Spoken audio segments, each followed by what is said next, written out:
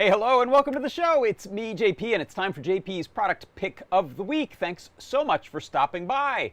We've got people over in our YouTube chat. Thank you for stopping by, Dave Odessa, and Beata Graf Avdelhagen. Hello, hello. We also have our Discord server over here, if you're wondering where to come by. Hey there, Liz, Blitz City DIY, and Thin Man. Thank you for stopping by. Hey, Paul Cutler.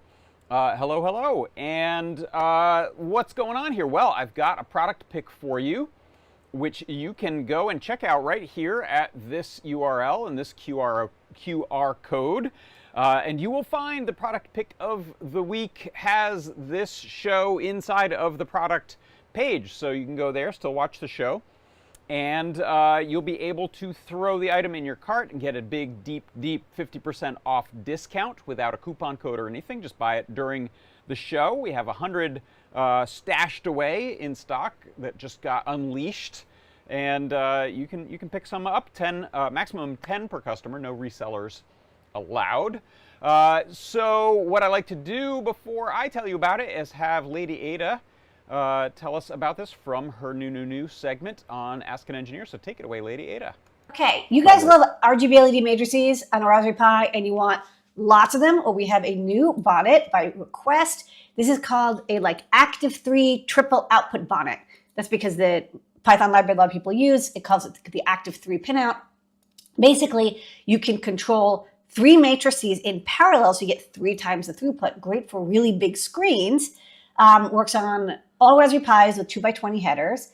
One thing, can you go back faster? One. Yeah. So the only thing to note is that you see there's 3 separate cables and you can chain them. So you can add even more panels on the end of those panels, but the power is separated. So the other hats and bonnets we have, you power them through the bonnet because it's only meant for a small number of panels.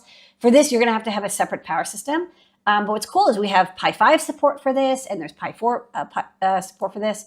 So if you want to make really cool big displays with ultra high color and you don't want a separate HDMI driver, you can do it from a Raspberry Pi using this Active Bonnet. Great for big displays. Yes, that is right. That right there is the product pick of the week this week. It is the Active 3 triple LED matrix bonnet for Raspberry Pi using Hub 75 displays.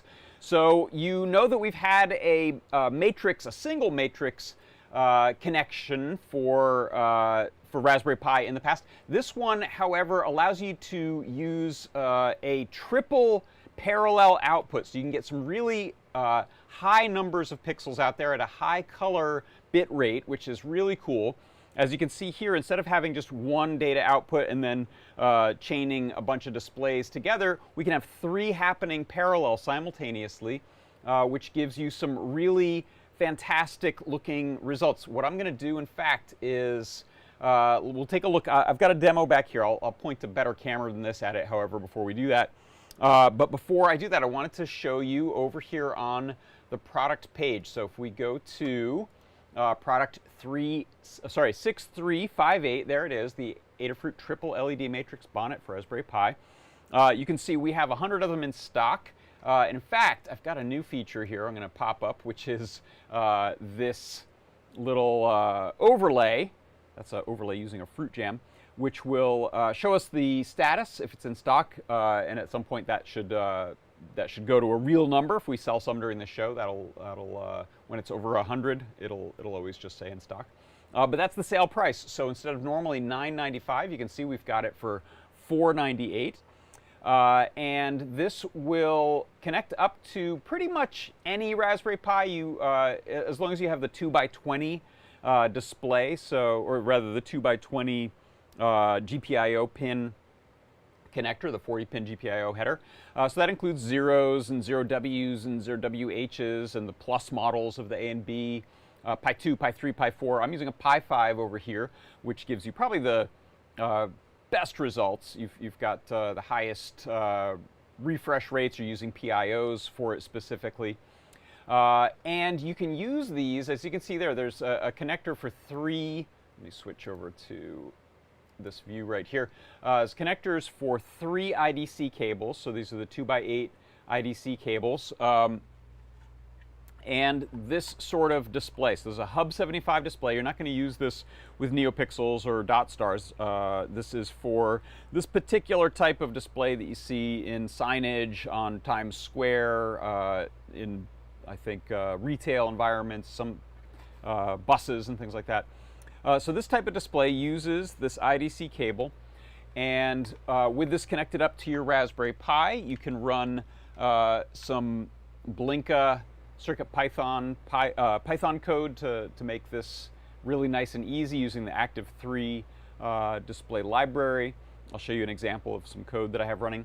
You can run GIFs on it. You can mirror displays with it. You can run text. You can run shapes, Display.io style shapes. And you can use a wide array of displays with it. So I've got 3 of the 64 by 64 displays. So this is 192 pixels by 64 high just on the 3 outputs there, but you can link them.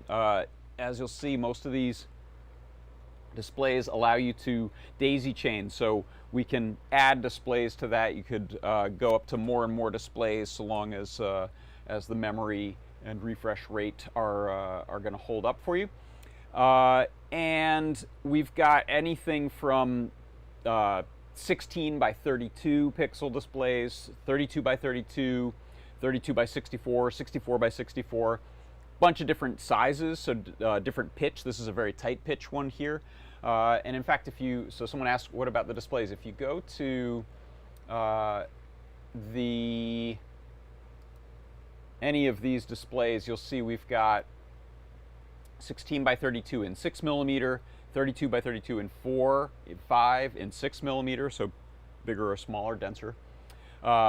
64 by 32 in the 2.5, 3, 4, 5, 6, 64 by 64 in the 2, 2.5, 2.5 with the curb cut so that you can make cubes out of these. Be a pretty good use for that. In fact, if you want to do a Raspberry Pi in the middle with a cube of these, you could just daisy chain 3 of them off of the 3 parallel displays and off you go. What else is there to say about these? They are going to use an external power supply. So you'll notice these displays all have a little 4-pin header for power, and those are actually just 2 ground and 2 VCC. They take 5 volts. You can power them off of a 5-volt 10-amp display is a good starting point. You may need more if you have more than 3 displays, and you'll power them directly. So there's no power going through this this hub display, as you can see again from. Switch back over here. This doesn't try to pass power through. You're not going to pass through your USB-C power from the Raspberry Pi. You're going to power it separately. And so what you can see back here, in fact, let me go to a display, go to a camera right here. Let me see, is this one on? Yeah, it is. It's just dark. So I'm going to go ahead and run a GIF animation demo. So here's Nyan Cat. The flickering you'll see on these, this one's really washed out back here, so that's why I'm using another camera up here for this. The flickering is not something you'll see in real life. It's just the refresh rate of the camera, the frame rate of the camera is going to cause this at different shutter settings. So if you can see here as I adjust the shutter speed on this camera, I'm going to get different kinds of flicker. It'll go away if we go super bright, but I kind of like that one, which gives you an idea of how nice and saturated the colors are on that. So this is Raspberry Pi 5 over here. I've got the triple matrix bonnet on there, and I'm just running some simple code. That one ran a GIF animation. Here's another different little GIF animation I had taken from a guide I had done a while ago, updated it for this nice wide format. Here is the Active3 demo. This one's a little more annoyingly flickery, unfortunately, but that's the one that you saw in those product photos there. So these are just some examples, but as you'll notice, let me go back to the Nyan Cat here, because I think that one looks the best. You'll notice these, I have just some magnet feet on them, so these are the 3 separate displays here, and we can just stick those on I've just got a piece of metal on there that I can snap those two. You can make nice little 3D printed brackets for them. And let me get that straight again. The code for this is in the Learn guide, so let's take a look at that. Let me go back to Adafruit site here. I'll stop that from playing. I'm going to get rid of that. There we go. Excuse me. If you go to the main site, and again, this is product 3658, so you can get their PID 3658, and have a look down below. There's a primary guide for the triple matrix, and this shows you everything you need to know about pinout, setup. There are if you're using the 64 by 64 displays, there's a nice little convenient toggle switch that Lady Ada put on here to go set your address E-line to either pin 4 or 8. So this is depends on the displays you use. For ours, I think that's on 8. So you can switch that instead of having to cut or solder something. This does also, by the way, have a I2C STEMMA QT output, so if you did want to plug this thing onto the Raspberry Pi but still access the I2C pins, this makes it nice and convenient. And if you take a look at the setup, there's a setup instruction here for Raspberry Pi 4, Raspberry Pi 5. This will tell you how to get your OS set up, install libraries, set your configuration. And then there's some examples, example code that you'll get using this with PO Matter. And I have one bit of example code running. Let's see. Let me go to this one right here. I'll turn off this one right there. So if you take a look at this code, so this is what's running on the Raspberry Pi. If I do, let me do this simple display. What is that one called? Python triple matrix active 3 simple test. So that one gives us the triangle, circle, square. That's this code right here. So for this one, we're using PIL to use image and image draw, importing Blinka Raspberry Pi 5 PO Matter, and these pixel mappers that gives us these multi-lane mappers, which allows us to use the multiple lanes of the output. So you can see here the width is actually per display. They're set to 64. And then with the N lanes set to 6 and address lines set to 5, we can derive the full size of the display here. Creating a canvas and then drawing on top of that with just the 3 shapes that we're making. So rectangle, circle, polygon. Put that into the frame buffer, and off it goes. So there's examples in there for doing GIFs, for doing, I think we have scrolling text as one. So there are a number of different examples for using with Python that you can get. So let's see, let me take a look at some questions over in the chat. Let's see. Zoe Sherry, can you recursively chain them to run more than 3 off the same Raspberry Pi as long as you do the power management correctly? Yeah, at some point you'll run out of memory as well, but yes, you can do, these can each be then chained to another display. I haven't tested that, so I don't want to say what the performance is like yet. I will test that in the future. I was thinking of doing a 3x3, which would be pretty cool. So you'd have a 9 or 192 by 192 pixel display, which would be pretty snazzy.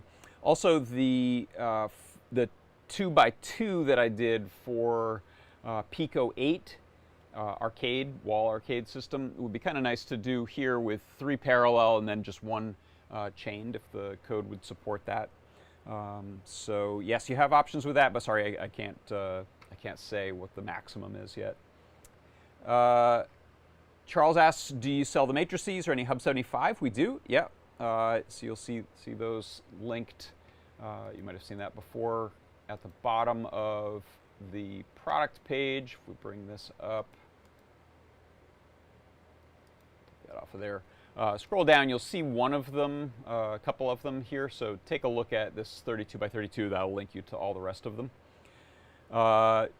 You cannot power it from the Pi, so I mentioned that earlier. Yeah, you're gonna power it externally. I'm using a power brick, and this is my power management. These matrices come with the little power plug that you need to be able to hook those up, and the Learn Guide shows you how to set those up as well. Let's see, other questions. With a PoE hat, someone asked. Yeah, I'm not sure about that. That's a good question. I think people have made that sort of thing work before. I'm not sure if they've made it work with this, but if you can do 5 volts on a PoE, and I think some of them might tend to be 12, but I can't remember if some of them then do output 5. But if there's a power over Ethernet PoE hat that will get you 10 amps at 5 volts, it was really kind of your minimum if you're doing this many pixels. Then you can also do a couple of 4 amp 5 volt ones. We sell those. Let's see, Zoshare, yeah, really cool. I've been wanting to create some large scale LED matrix art using several rows of them behind a semi-opaque curtain. Yeah, very cool. This stuff diffuses nicely. I don't think I have any good diffusers on hand, but yeah, depending on the kind of look you're going for, you can do some really beautiful art behind a diffuser. We also have the LED plastic that we sell, the acrylic that's designed for diffusing LED. All right, so I think that may cover it. Let's we'll bring this back up here. This is your stock count. So according to my my fruit jam over here, we've got 88 of them in stock for $4.98. That price will go back up after the show, so keep that in mind if you've put some stuff in your cart and you're thinking about buying them.